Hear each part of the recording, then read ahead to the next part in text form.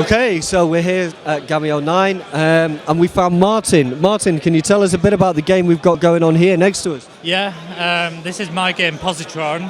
I've been working on it in my own spare time for about 3 years now, like kind of on and off, and it started out as a very quick project for me just to work on the prototype and get it released, which didn't really happen because 3 years later and it's still not out. But it's changed a lot over the years, and just kind of graphically has improved, and the amount of levels has increased. Originally only had 12 levels, now it's got 120, and it's got lots of different game modes. So this is the maze that it's doing right now. There's arena game modes, which is much more like Tron, where you're actually battling against other bikes. It has a race, a snake, and a ghost mode in it.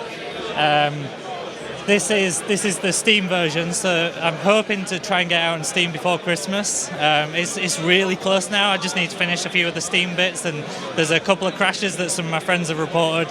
So once that's nailed down, then it'll be out on Steam.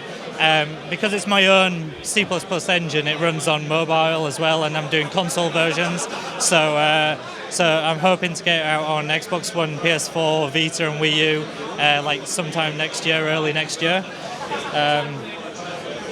So yeah, that's basically my spare time project. Like I've also got 5 kids, so that takes most of my time up. You are kidding me. No, no. I think I'm more well known now in game dev circles for having 5 kids than actually for working on games. So, yeah. So aside from it being a distraction from 5 kids, arguably, possibly, maybe, Yeah. What was the kind of theory, idea? What gave you the idea to sort of think, right, I'm going to make this? Well, the thing is, when I started working on this, I was working, my full-time job was in a completely different industry, and I've always been interested in games. And I'd started lots of different prototypes and never really got anywhere with them, and I thought I want to do something that's kind of small, has a really simple gameplay idea, and started this. But then I showed off at lots of events, and people were like, oh, this is really great. But then they kind of pumped up the expectations, and I was thinking, like, I can't just release the game with 12 levels, so I started adding the game modes to it and improving it and making it more like what you see from the other indie developers. So it's kind of evolved a bit from the initial idea of just being this simple light cycle game into something that's much more complex now. So as far as game modes go, what sort of gameplay options are going to be available on release? Yeah, well, I actually recently just decided that I'm going to drop 2 of the gameplay modes for release because they were causing me a bit of a headache and I haven't had time to finish them. So on release it's going to have the maze mode, which is you have to navigate through the maze and find the exit. It's got an arena mode where you can play against multiplayer.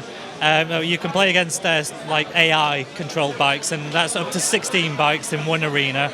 And the arenas aren't just empty, so they can still have walls and obstacles in the way. And then there's a snake mode as well, which is just basically like snakes. So a pop-up will appear, you have to go and collect it, and then your trail grows and grows and grows.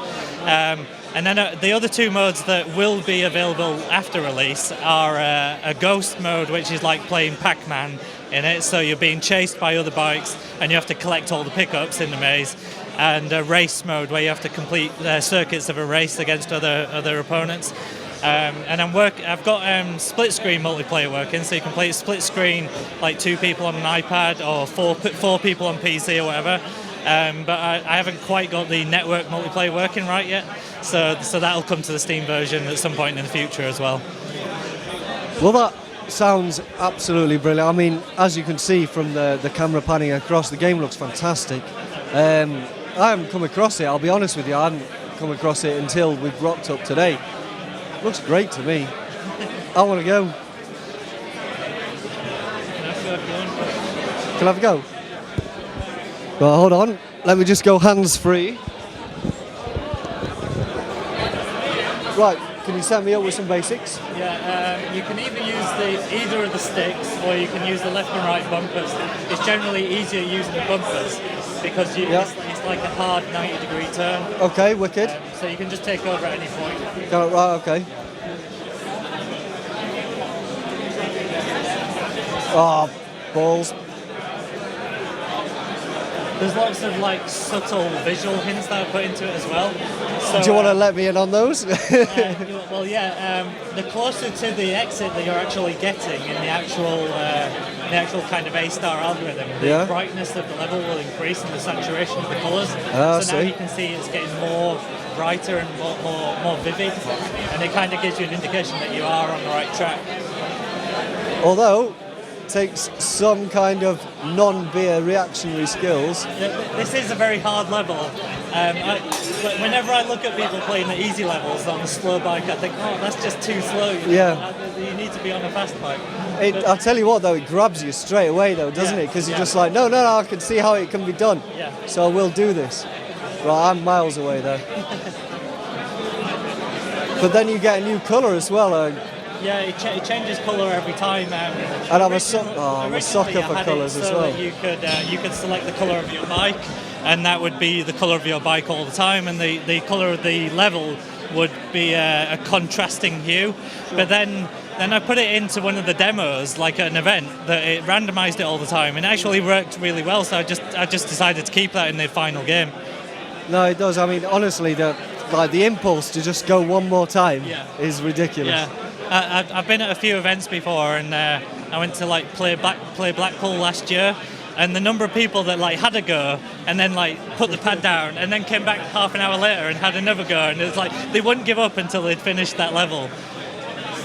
No, that's right. So, anyway, Martin, thank you very much.